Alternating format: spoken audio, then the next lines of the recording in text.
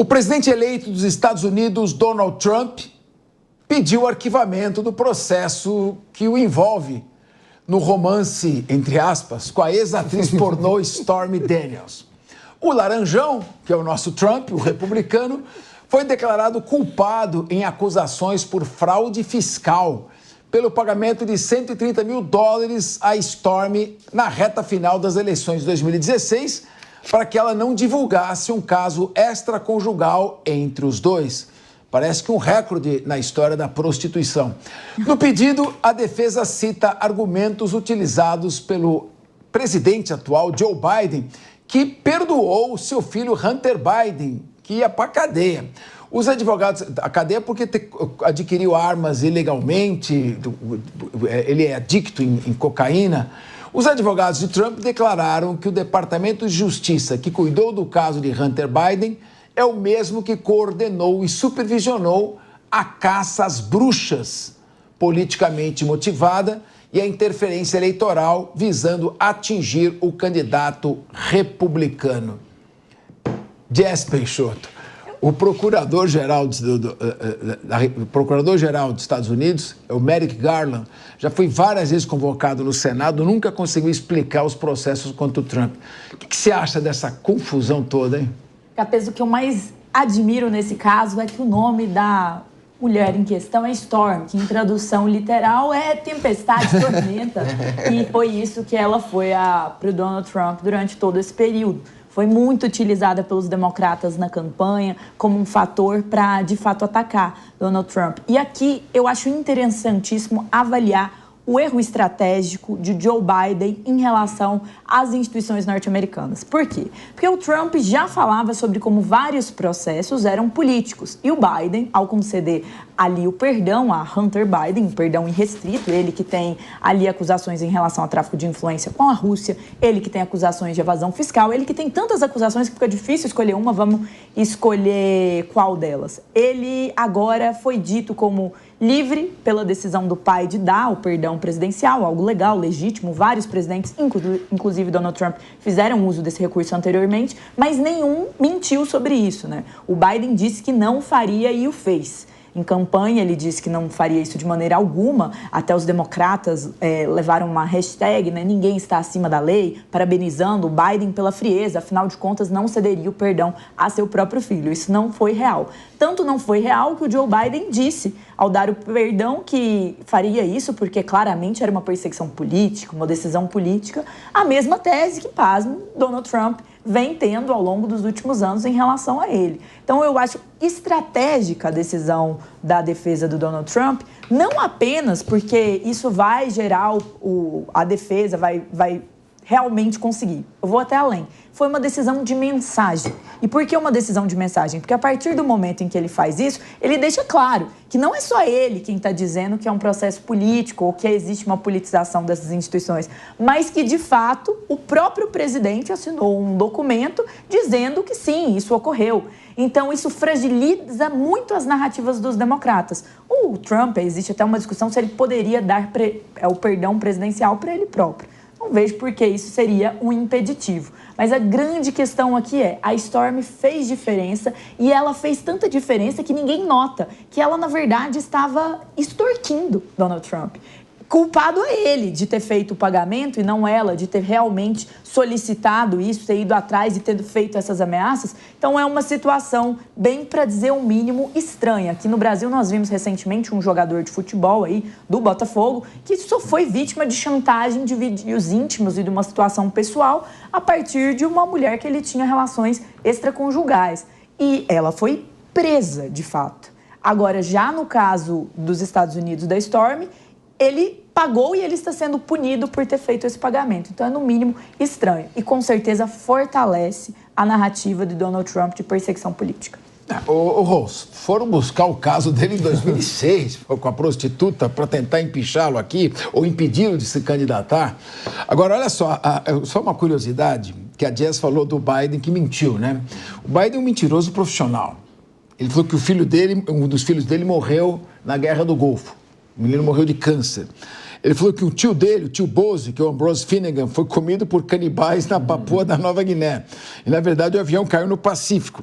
Ele disse que se formou entre os primeiros colocados na faculdade de Direito, e é mentira, que se formou com uma das piores notas. Também disse que cresceu na comunidade porto-riquenha e foi motorista de um caminhão de 18 rodas. Esse é Joe Biden. O que você achou aqui da possibilidade do Trump seguir a linha e pedir agora o perdão também com relação a esse caso? Aí você abriu a porteira, né? O governo Biden é assim, o último a sair que apague as luzes. A bagunça é generalizada. Abriu a porteira. Até onde é o limite da ética? Porque na campanha presidencial, Biden afirmou que não faria, como a Jess colocou aqui muito bem, houve hashtag, os democratas se mobilizaram para garantir de que não se transpassaria essa linha ética, porque não é ilegal. Né? Vale dizer, o decreto presidencial é previsto na legislação americana. Então, ok, mas até onde vai ele perdoar o filho que nitidamente é culpado por uma série de crimes? Então, acho que a defesa do Trump aproveitou essa lógica de forma perspicaz. Foi lá e solicitou, fez esse pedido, vamos assim dizer, se colocou nessa linha, já criando ali, quem sabe, a possibilidade para lá na frente a gente ter que o próprio Trump deu perdão presidencial a ele mesmo, num futuro caso isso hipoteticamente possa acontecer. Mas fica uma mensagem, acho que essa é a lógica toda aqui, fica uma mensagem. E o Biden, né, sendo Biden. Agora, o Sérgio Zagarino, é interessante notar que na democracia americana a separação dos poderes é bem mais rígida. Então o Trump ele poderia até conceder um indulto para ele próprio. O que você acha dessa possibilidade? Legalmente ele poderia. Qual a sua opinião? Eu discordo veementemente da possibilidade de um presidente da República poder conceder um perdão para si próprio em relação a crimes cometidos. Porém, todavia, contudo, entretanto, a gente tem que analisar cada caso concreto de sua forma como ela foi feita. Vejam, Donald Trump não seria eleito presidente dos Estados Unidos caso tivesse cometido algum crime bárbaro, senão a própria população americana não teria votado nele. O que a gente está discutindo aqui é que, há 20 anos atrás, ele teve uma relação com uma ex-atriz pornô que estava sendo extorquido. Eu gostei desse tema que você colocou, Jess. Ele estava sendo extorquido. E ele, para não ter ali sua imagem manchada, de alguma forma teve que pagar ali e finalizar esse processo de extorsão para essa moça.